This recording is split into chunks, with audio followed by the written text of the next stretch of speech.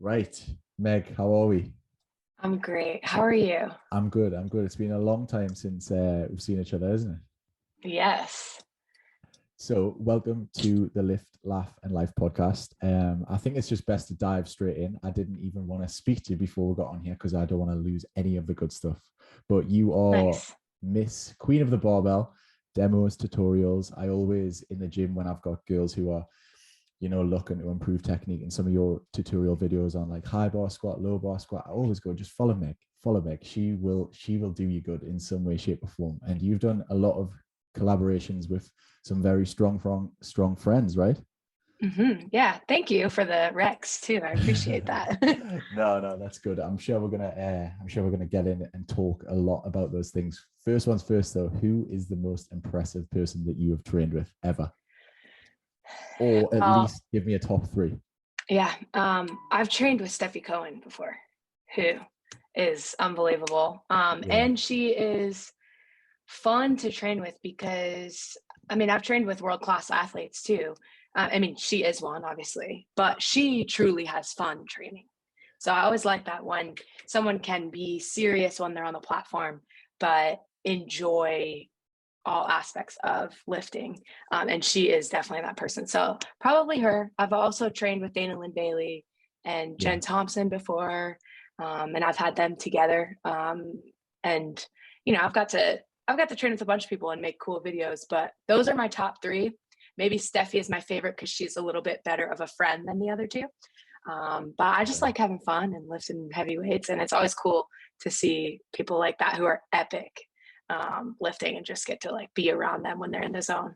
Yeah, it's sick. She is one of the most impressive people that I obviously stalk on Instagram a little bit. I would definitely be up for training with her. And I was actually listening to a pretty sick podcast from, I think, her husband the other day as well, Hayden or something like that. Mm-hmm. Yeah. Yeah, so it seems really really cool guy, and they are definitely rocking it with the online fitness space right now. But Yeah. one of the things when you look at Meg Squat's Instagram that jumps out straight away is how much you empower and inspire women specifically to lift. I obviously, as soon as you go on your page, you want to get a barbell in every female's hand. But where did this all come from? Where did it kind of start? Where did the Meg Squat page start from? Yeah, it started like a lot of people start with just like recording my own personal training. And now that was like 8 or 9 years ago almost. So just posting on Instagram and updating my own lifts for my own like training journal.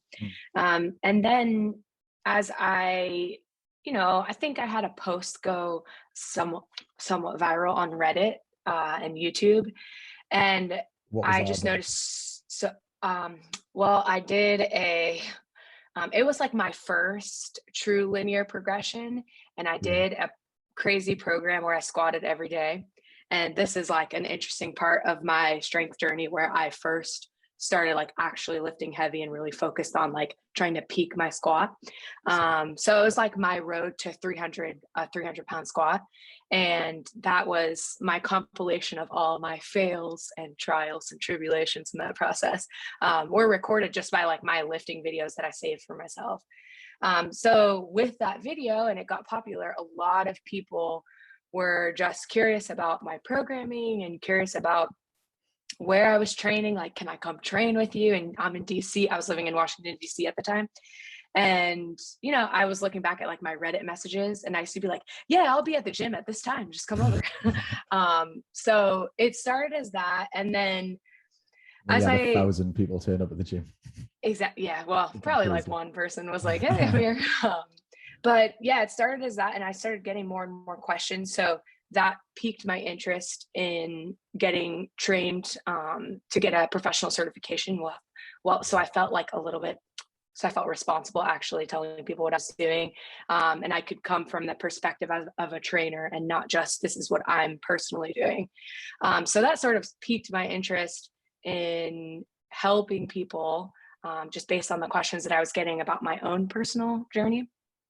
So yeah, that's sort of where it started. And then as my career as an athlete started to progress, I started doing powerlifting more seriously and sharing that journey. And at the time I was coaching people in powerlifting. And, I started to training powerlifters is really fun because you can be an important part of their journey in doing something amazing, right? And like lifting something really heavy for the person. But I did find that I was more inspired by helping people at the beginning of their journey. So my content started to shift and I started to speak more to more general tutorials, more beginner focused tutorials to get people who were just going to the gym and maybe dabbling a little bit in dumbbells, dabbling a little bit in the cardio section.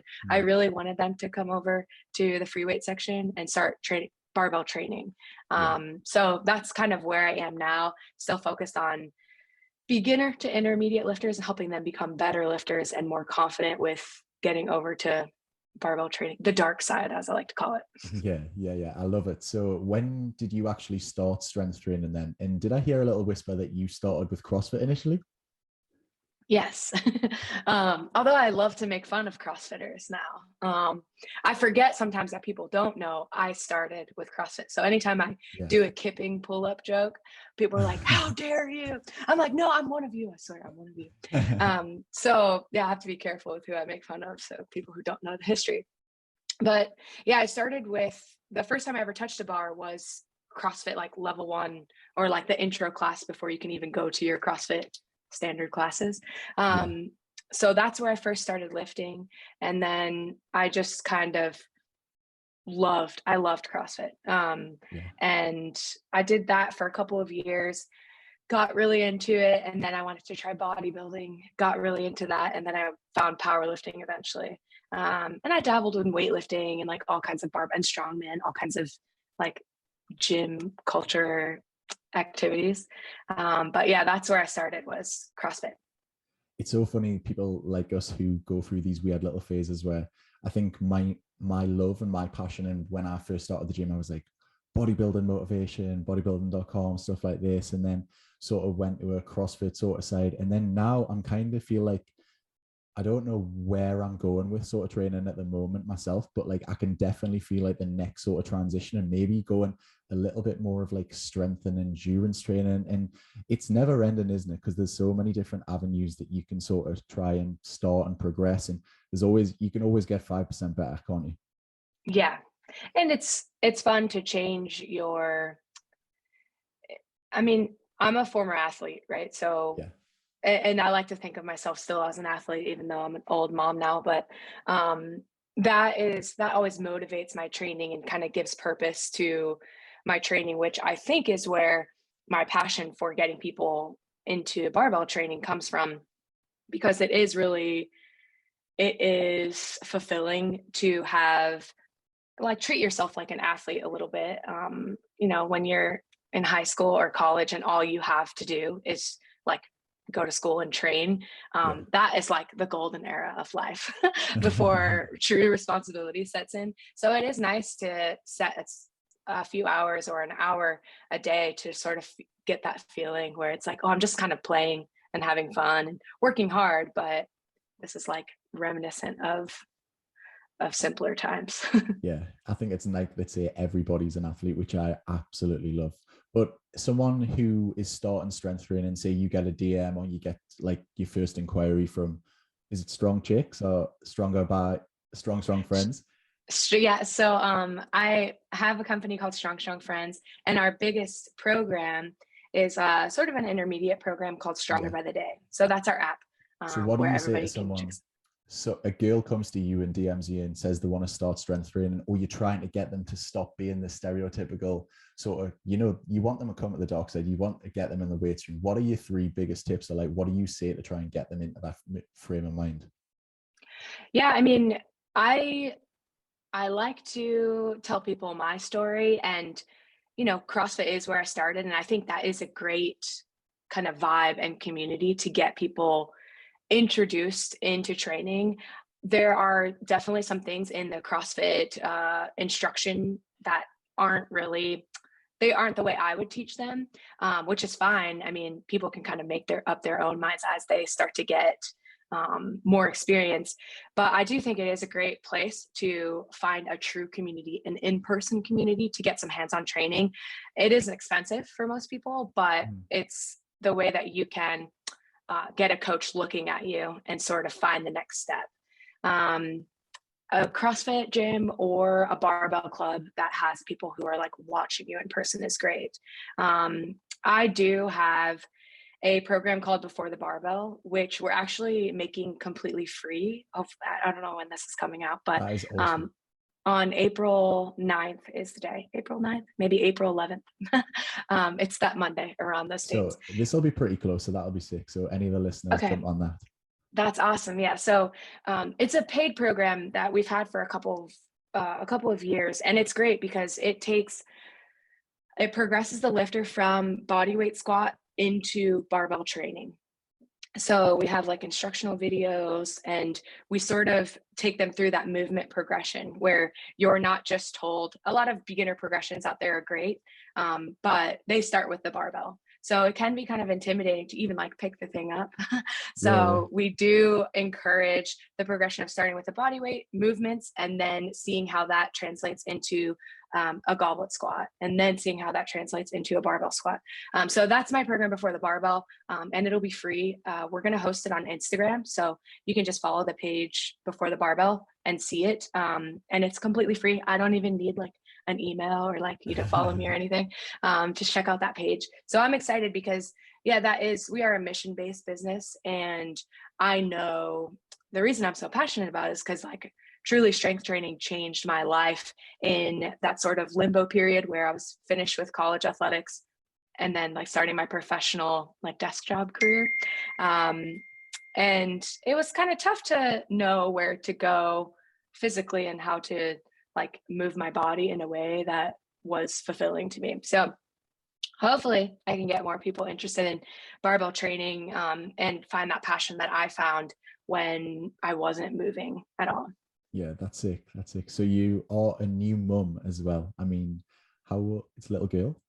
Yes. Am I right? How old is she? Yep. She's almost 9 months. Awesome. So yeah, I'm almost 9 months out.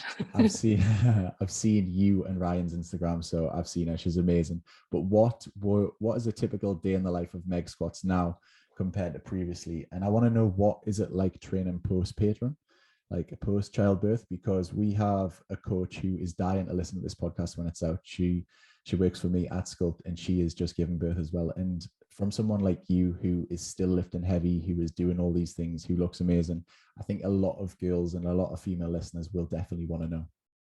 Yeah, thank you. And it's something that for, if you're even a guy and you're a personal trainer, let's say, and you're training with women, I mean, statistically, 80% of women will give birth, get pregnant, and give birth in their lifetime. So as your clientele ages, I mean, not that childbirth women are like aging, but as your clients get older, I mean, most of them will be interested in having a baby.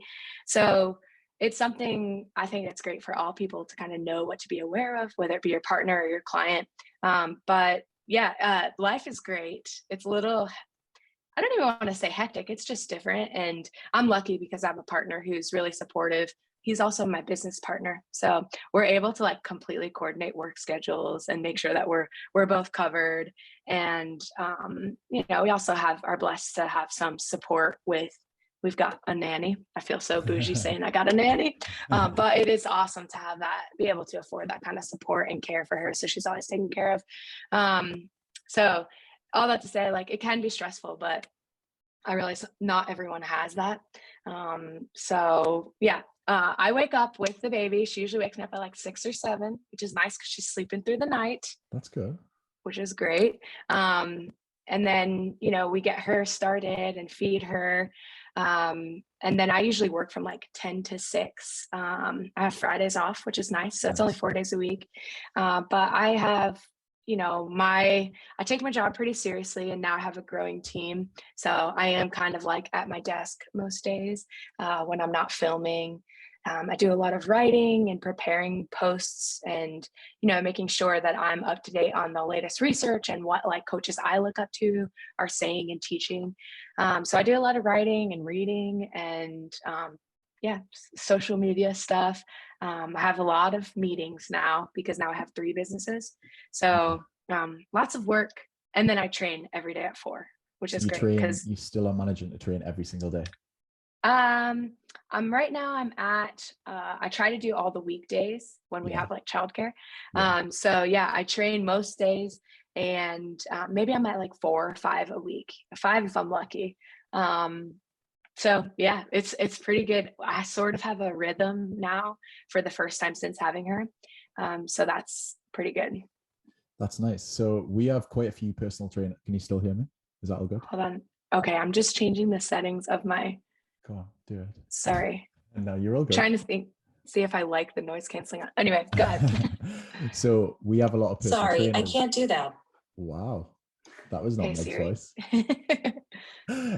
We have a lot of personal trainers that follow the podcast and follow me specifically just from sort of opening the gym as well. But I want to, is there any, when you strength train post giving birth, any extreme like do's and don'ts that you would say that you have to avoid, or you would basically double down on if you really like an exercise? Give us a little bit of an overview of like things that you've sort of switched up.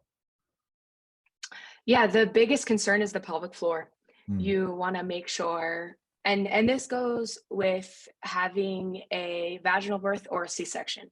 So I know they are very different, but regardless, you do want to kind of, I guess, gauge your RPE based on your pelvic floor, right? So your muscles, even after, I mean, most pregnant people, if they're healthy and moving, you can still lift relatively heavy until you're giving birth. Like I was deadlifting almost, I would say like in the high 100 pounds, like a couple of days before I gave birth. So that's a pretty low percentage for me and like my max compared to my maxes. But yeah, you're able to lift pretty heavy. I mean, considering when you're pregnant, but when you're postpartum, the pelvic floor is going to be compromised. Yeah. So now, even 9 months after having her, I'm still, my RPE is like, okay, how does my pelvic floor feel? My muscles, I feel like I'm strong and I can lift heavier if I wanted to, I'm but gonna play dumb for 1 sec. Oh, RPE's rate of perceived effort, just for some of the correct. listeners who Meg is Yes. super switched on with that, but just in case so basically how much effort you are putting into any one set. Go on, sorry for interrupting you. Exactly. No, thank you for doing that. Sometimes I forget. So yeah, it's I'm basically in RPE when we're sort of thinking, okay, I'm going to finish that set and I'm going to score that, I guess you could say, an RPE 8. It was pretty hard, but maybe I have like 2 left in the tank or a little bit left in the tank. When usually we're thinking like overall fatigue and overall strength perception. But after childbirth, you want to take that from the point of view of your pelvic floor, which can be annoying because you feel like, oh no, I can lift heavy. But you lifting heavy right now doesn't mean much if it's going to set you back in your like healing journey. So healing is always like the top priority. And the good thing is like you can still lift and do the movements that you like, but you want to sort of just adjust your priorities. Yeah. And is there anything you have to avoid? Obviously, you're a squat, bench, and deadlift girl, but if anyone was deadlifting conventional, did they have to switch to sumo, or vice versa? Or do you have to avoid bench? Like I've heard, I'm playing dumb here for the listeners as well to try and sort of bring out like the best of your sort of knowledge. But is there anything you've had to switch or avoid? Yeah, one of the most common things that you hear when you get pregnant is that you don't want to lie on your back. So, which is really annoying if you're a back sleeper. Yeah. So obviously the bench press, you're lying on your back. And the reason is there is an artery that it could be an artery or a vein, forgive me, I don't know the exact technical, but the weight of the baby can block that artery just because there's so much extra weight.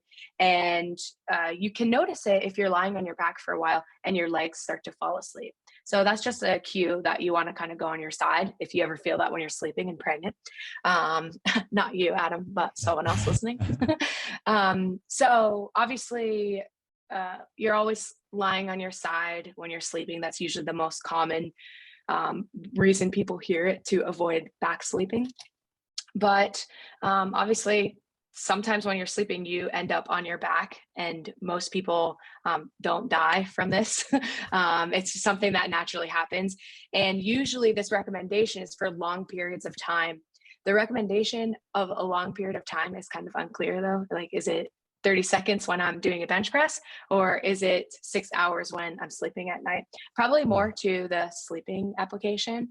But when you're benching, and if you're pregnant and starting to feel like that your legs are falling asleep, or you're starting to feel lightheaded or something, that is a sign that you want to avoid lying on your back.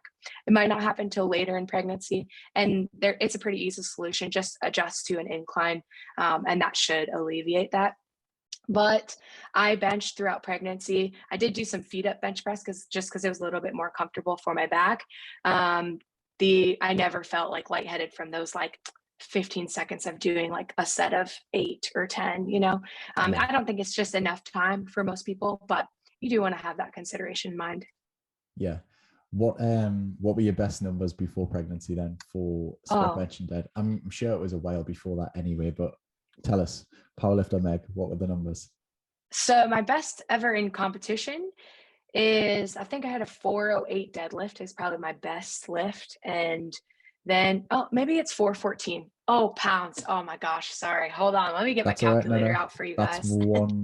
That's 180, just below 180 kilos. Am I right? Yep. 187. Yeah, 188, we'll call it. 188. And then my best squat ever is 308 pounds, which is 140. 140. Yep. And then my best bench, I think, is 171 pounds, which is 77.5 kilos.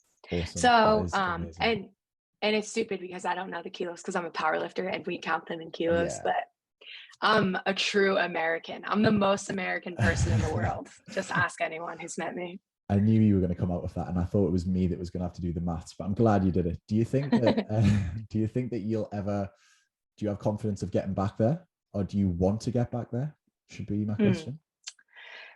Right now, I am having so much fun with having my business and helping other people. And there are so many things that I want to do with it. So, it's hard to you only have so much time in the day. And it's hard to take time away from helping other people to focus on my own athletic journey right now. And maybe my team will develop in a way soon that I can start to take more time.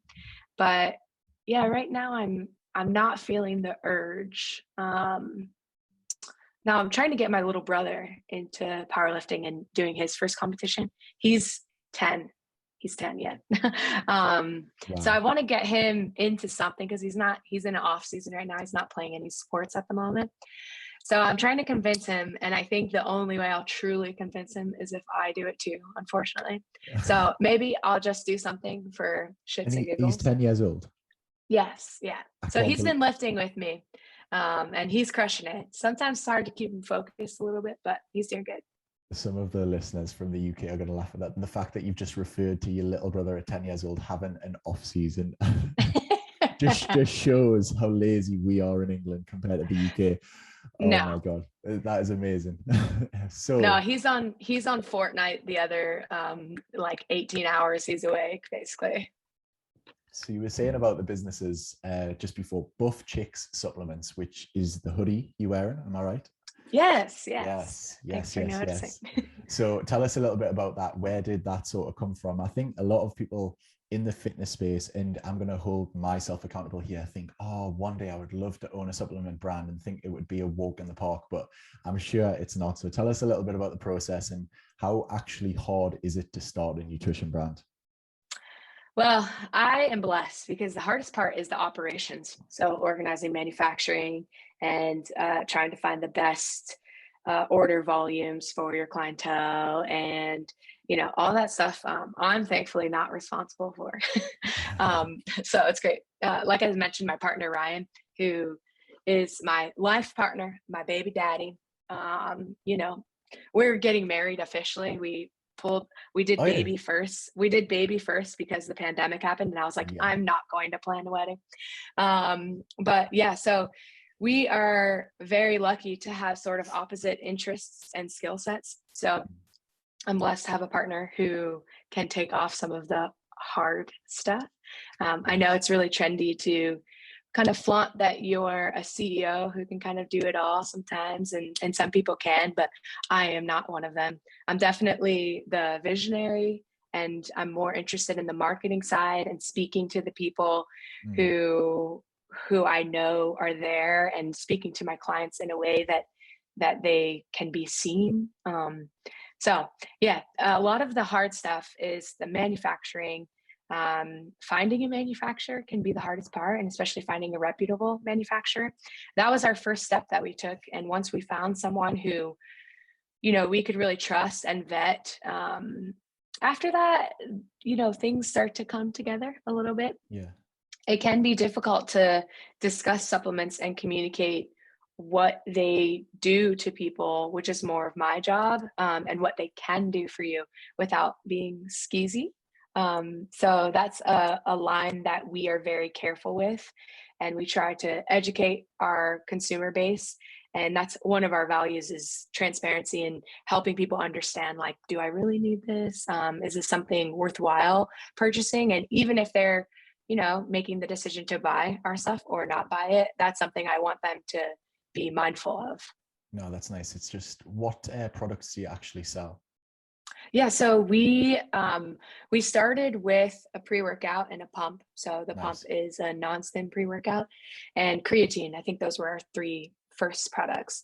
Now we've moved on to have protein. By the time this is out, we'll announce that we'll have a plant-based protein, our first flavor of that. And we also have greens and reds formulas, and we have flavored creatine as well. We also have a product called Flourish, which is a PMS support product. Its main ingredient, chaseberry, has some really interesting research behind it, in kind of alleviating some of the symptoms for women with menstrual cycles. So that's really exciting.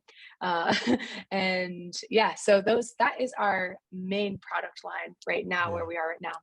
That's incredible. So it's pretty much just from your background, what you wanted when you were competing and what you wanted when you were training in general, and just sort of got it out there. Yeah, definitely. And, as I've gotten more interested into the supplement industry, I've learned so much. That last product, the Flourish that I mentioned, that wasn't something that I had ever taken. And we actually developed it when I was pregnant. So I had no Mm. need to take it at the time. And I still haven't taken it yet because I'm nursing. But I've gotten to meet so many interesting dietitians and nutritionists and supplement experts who have really interesting conversations and things to say about the industry.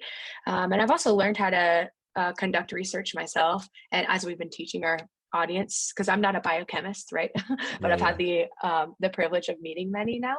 And yeah, it's really cool to learn about new ingredients that have new research, and research that backs them to put them in our products. Not that we're going too crazy, but we have some examples of things that I didn't necessarily take when I was first getting started, but those could have been things that helped me. So yeah, that's one example of that. No, that's awesome. One of the hurdles that we see quite a lot with girls in our gym, girls who are on our online platform, and probably quite a lot of the listeners, when you're trying to get a female to gain strength, quite commonly we see a lot of undernutrition and a lot of undereating. But what was your sort of approach, maybe before when you were competing, maybe just day-to-day life? What is your approach in terms of nutrition, and how important actually is that and fueling yourself for performance?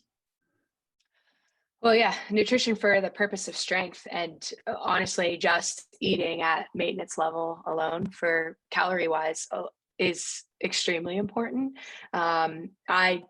I am lucky because people usually come across my page at a certain part in their fitness journey where they are interested in gaining strength and building muscle. So they have some basis of knowledge, and they do understand that they need to do that with So they've got over the maybe. first hurdle already. Yes, I think so. That's not to say that a lot of times people have know that, but their actions sometimes don't line up with their understanding, which is just a part of behavior change and understanding what habits they can build and stack to get to where they want to be. So I am blessed in that I'm usually not speaking to Gen Pop. They're like just a little bit past, some of those hurdles that kind of mentally block you. With that being said, that just because you're kind of almost peeking at the dark side doesn't mean that you don't have habits and thought processes that kind of hold you back. So nutrition is one of those things that we can always work on. And it is, I heard something the other day from a dietitian who sort of said, like, we hear all the time improving our relationship with food, and people sometimes have this prescription or suggestion on how you can improve your relationship with food. But the fact is, your relationship with food is something that is going to ebb and flow and change with you through the rest of your life. So it's not like something that you'll just conquer one day and then there you go, you're perfect. It is something that will also change as your interests change. And maybe as you get more interested in the strength journey, you will be more interested in perhaps gaining weight and doing the things like eating in a surplus, or avoiding some of the things that you did or habits that you had that were so focused on dieting and getting smaller and losing weight. Yeah, I think one of the timeline of our clients as well is kind of like, we get girls in great shape and they actually are strength training and they're starting to look amazing and lose body fat.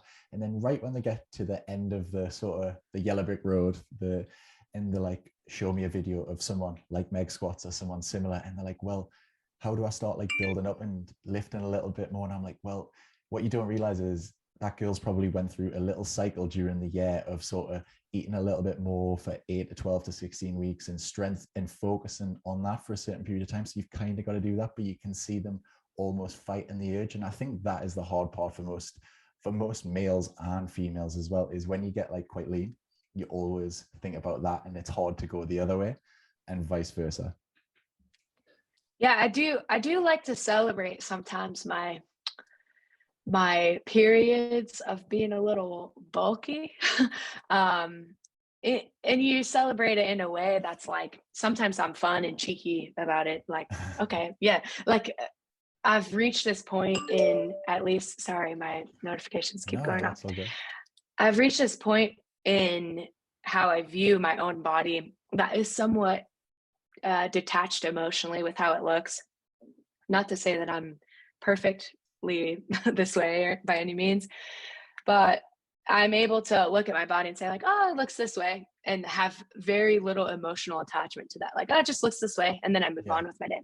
And when you're not in that mindset, the opposite of that, or like anything worse than that, is kind of like fixating on it and focusing too much on it. And so that sort of comes back to why strength training is so interesting to me, because it is something where it can be cool to sort of sacrifice aesthetics for gaining strength and being okay with that. And I mean, to me, I think a little like bear mode, Jeff Nippard calls it bear mode. Like bear mode to me is sexy. Like having a little bit of give, if you will, is attractive to me. Not everyone is there. I get it. Some people like to be lean. That's fine. But I, being able to kind of be okay with the ebbs and flows of how your body changes, and going through pregnancy is a whole another thing. And postpartum is a whole another thing itself too. But having those and just being okay and not, fixating on it is the best way to describe like where some people can be in that mindset. They're just maybe a little too focused on how their body looks. That can be a struggle, and to where I would recommend, some of the strategies to getting away from that are kind of coming back to things like body checking and just trying to get away from body checking, whether that be posting on Instagram or checking in the mirror, just like picking yourself apart. Also checking in with your own core values and what you value in the people around you. And if you wrote a list of all the things that you valued in like your mom, your best friend, your siblings and the people who mean the most to you, you're probably not going to value how lean they are. So like reminding yourself that that core value hopefully isn't too important in the grand scheme of things. Easier said than done, but those are just some of the applications that we use to try to get people moving along. No, that's nice. So goal setting, you heard it here first. Set some goals, set some targets, set some core values, and you'll be absolutely fine. So I only realized the other day as well as Buff Chicks, as well as online coaching, you also do apparel, knee sleeves, all of that things. Now, how does Meg Squats juggle all of these businesses? And do you have any like sort of must do's in your routine to keep productivity high and try and keep spinning all these plates? Yeah, well, hopefully you can edit them out, but my computer is blasting off like 80 notifications. Sorry. Yeah, I use a lot of online tools to time block my time. I basically, anytime I have a task, I have to schedule it for like on the minute when I'm going to accomplish it. So like at 11 o'clock, I have several things that I need to do. Not to, we don't need to rush us. I can always adjust that. But yeah, I schedule things, and now I have a team. But when I first started, I was just a mess. Like I was an absolute mess. Because I didn't have much else to do in my life. Like I didn't have a child. So I sort of had all the time in the world to work, and I treated my day as such. So I rarely blocked off time. I rarely blocked off time to like relax, or I rarely made plans with friends, which is something I regret when I did have more time. So it's like, when I quit my corporate job and working for someone else and started my own business, I was like, oh, sweet. I can just like do whatever I want. I can just focus on my business. Like things are going to be so easy. And yeah, I wish I just like would wake up at a certain time and like work from 9 to 5 and then be done with it. Instead, I just was always working, which is not the way to do it. So now that I have childcare only from a certain time blocked period, I do try to schedule like every little thing and set like personal reminders for every little thing. I'm not perfect at it. I have to have meetings with my partner, meetings with my team all the time now. It's just to make sure we're all on track and, we're doing the things that we need to be doing to grow. No, that's nice. Do you have many hobbies outside of lifting? I mean, Meg Squat says it all, but what are your main things? What do you do on your downtime? Yeah, I like to read, which I know is kind of boring. Right now I'm in what we call a work sprint. So my time after like the baby goes to bed, I'm working for the next couple of weeks until I go on vacation. So yeah, when I'm not in a focused work sprint, I do like to read quite a bit, and just read like trashy fiction, to be honest. Like I love reading stories about rich people and rich people problems. So yeah, anything like Crazy Rich Asian style, like those kind of books, that whole series I like read in about 2 days. That kind of vibe is like my go-to. Nice. And a little ski snowboard as well. I've seen yours and Ryan's Instagram. You like a little ski snowboard? Yes, Ryan is an amazing snowboarder, like amazing. So he's He better. taught me, yes. Oh God, he's been doing it. So he grew up in Vancouver. So his family has a place in Whistler, which is amazing. Nice. So we get to go there quite often. And my first time ever being like on a mountain, he taught me how to snowboard on Whistler Mountain. And that mountain is really steep, so it's a good place to like learn. It's a hard place to learn, so you can kind of go anywhere after it. But yeah, he's awesome. I'm a little baby snowboarder, but I get around. I can hang. Yeah, I can ski, but I definitely want to snowboard. It's way cooler, and it's way cooler for Instagram as well. Everyone knows that. So Yeah. yeah, so what is obviously just sort of trying to wrap up now. I want to find out what's next, but what is your biggest accomplishment that you're most proud of so far? Well, I'll avoid saying my baby, because You've got to obviously say that. you've But got mum points there. Everyone's got to say the baby first. Second most proud accomplishment. yeah, yeah. I would like to say I am really proud it's hard to say like, oh, I've helped thousands of people like lift. And, I don't want to make it a numbers thing, but I am really proud when I'm at an event and someone comes up to me, or when someone messages me this on Instagram and they're like, hey, Meg, you helped me get my first pull up. Or Meg, you helped me get sign up for my first meet, and you helped me watch all your videos. That is when I like have a feeling of like, oh, thank God I'm doing it. And it is different when you see someone in person, because I do most of my work online. And I get to train people in person every now and again. And my family, I get to train them. But it's cool when I go to an event and someone comes up and says, like, you changed my life. And I'm like, oh, thank you for reminding me why it works. Because sometimes like the internet trolls get to you. And I'm like, oh, why am I doing this? But it is nice when you hear that from someone. And, it's just a small role that I play. They did all the work, but I'm proud to do it. No, that is awesome. That's what it's all about. And that is definitely your calling in life for sure. So where can everybody find you? I want to say, first of all, if you haven't seen any of Meg's YouTube videos, you should definitely check them out. If you want to learn how to lift, if you want to learn how to move well for barbell, and the same for Instagram. But I want to let you plug away now. Tell us where to get with knee sleeves. Tell us where to go for getting stronger. Go on, go for it. Yeah.